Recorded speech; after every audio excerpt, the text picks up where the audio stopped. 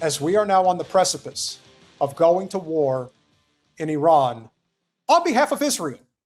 And I think at this point, pretty much everyone agrees that the only reason why war with Iran is even plausible is because Israel wants us to do it. And so, do I take any solace in the fact that two of the biggest media personalities in conservative politics, Nick Fuentes and Candace Owens, who do not like each other, find common ground when it comes to this issue? Yes, because we should all be finding common ground.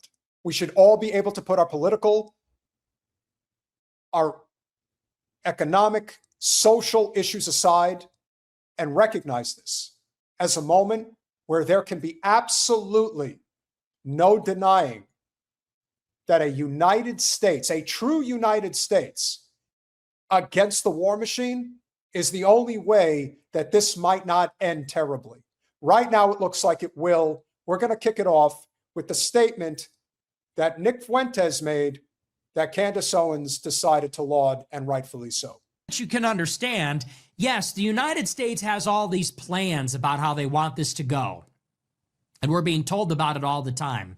Well, there's this impasse over centrifuges and the negotiators are working out a deal.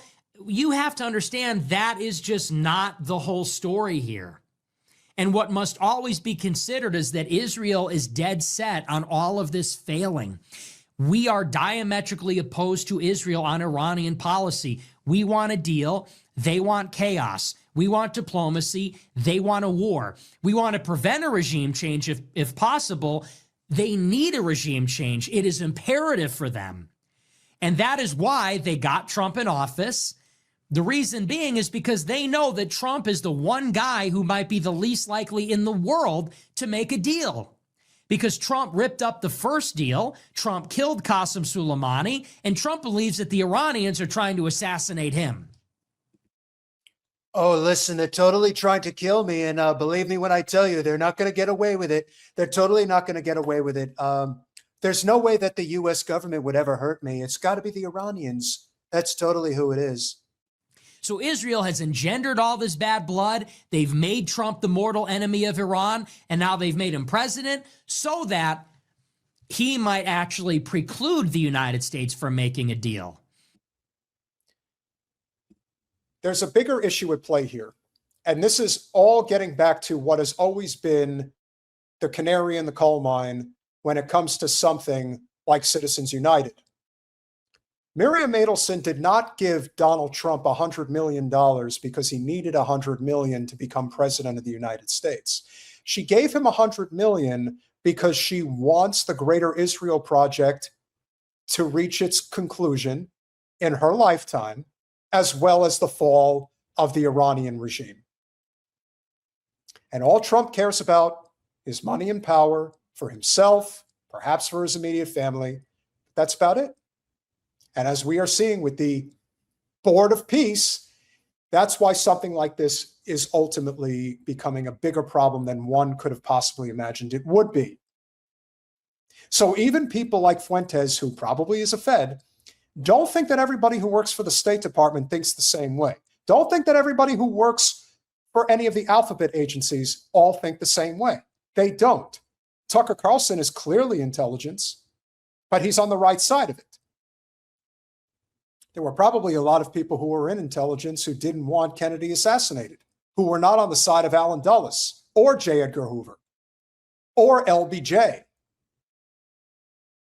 But the people that are at the very top, that have always been part of the Zio state, especially post-World War II, they have always had the levers of power, and they have never let them go.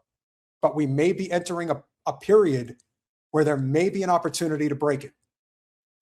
So if Candace Owens and Nick Fuentes can put differences aside to agree that no war in Iran is the only answer, hey, we'll take it.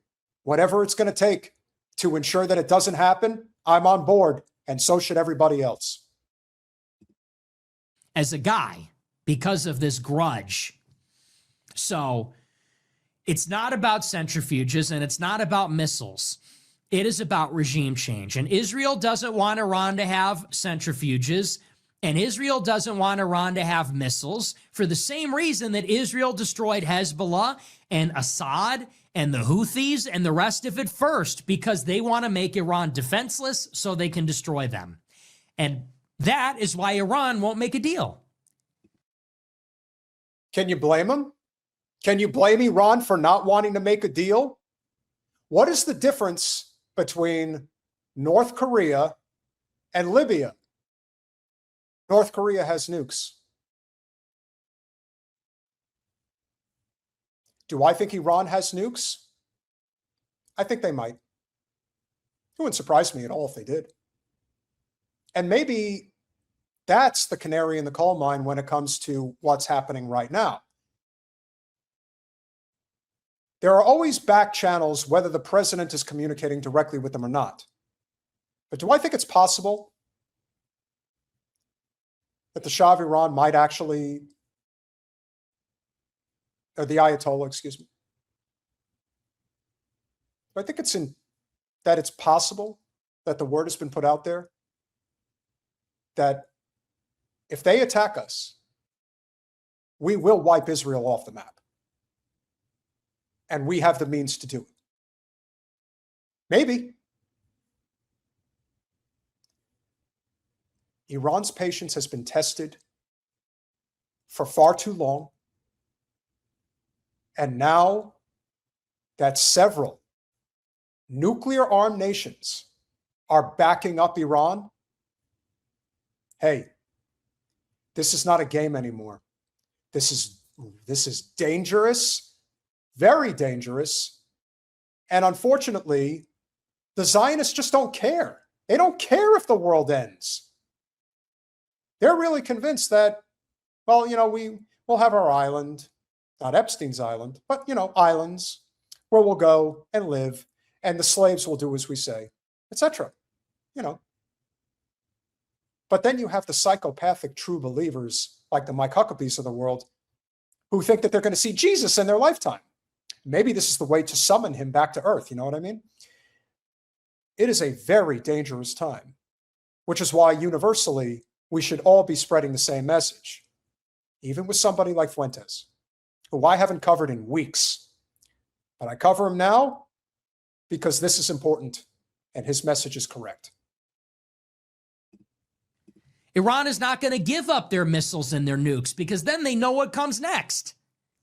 We're telling them, look, we're going to destroy you. If you don't give up your nukes and missiles, we will destroy you.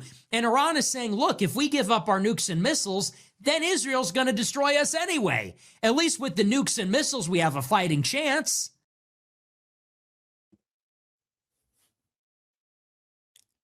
That's why every nation in the Middle East should have a nuke. Now, unfortunately, the only nation for sure, or the only nations for sure that have them are Pakistan, and I believe Turkey has them as well. That's it. Notice how they don't really fuck with those countries. But all the ones that don't, well, they're kind of sitting ducks. But that's why one has to ask themselves, does Iran actually have nuclear capability? My gut is telling me that they do. That's what I believe. I believe Iran has that capability. Now, they may not be telling people that they have that capability, but if push comes to shove, they're going to make it very clear that we will end Israel if we have to. That's what I believe. At least with missiles, we're a porcupine here. And we can make it very costly and prohibitive for you or Israel to intervene. If we're sitting on a pile of 2,000 ballistic missiles, then everybody knows that if the United States goes in, people are going to die.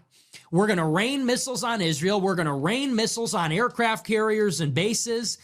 And this is the same deterrence logic of a nuclear arsenal. Why does a country get a nuclear bomb? To become a porcupine. To make it more costly to intervene than it otherwise would be. And basically make it detrimental or lethal. If you invade North Korea, everyone's getting nuked. Dead man switch. The regime cannot be allowed to fall. Because if it does, they press one button, and South Korea, Japan, the United States all get nuked. do you really think that it is an impossibility that a country, let's just assume that Iran doesn't currently have a nuke. Do you really think that there isn't a country that is nuclear armed that is backing Iran wouldn't slip them one if they had to? And said, hey, do what you got to do. I don't see why not. But as Fuentes points out, as I'll point out, the greatest deterrent from Western confrontation is nuclear weapons. Now, I'm not a fan of nuclear weapons, but if it's the only thing that is going to stop Israel, and by that extension, the United States, then have at it. You need a nuke? Okay. At least then we know.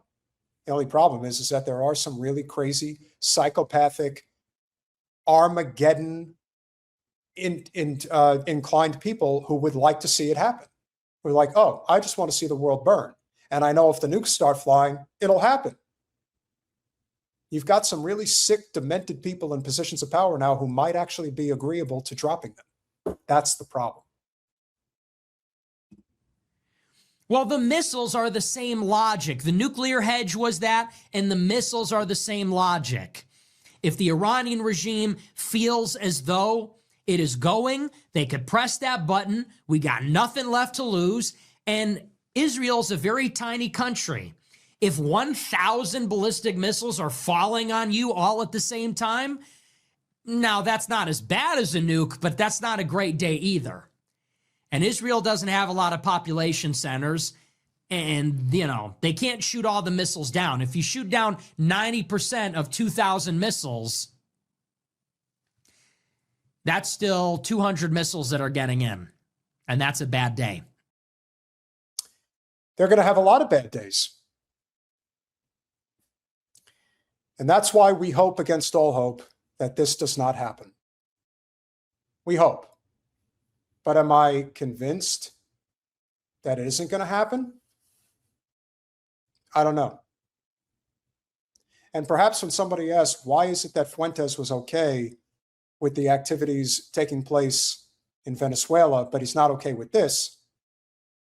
Unfortunately, that's what a bully says, because a bully says we can go into Venezuela and do what we want. You can't go into Iran and do what you want.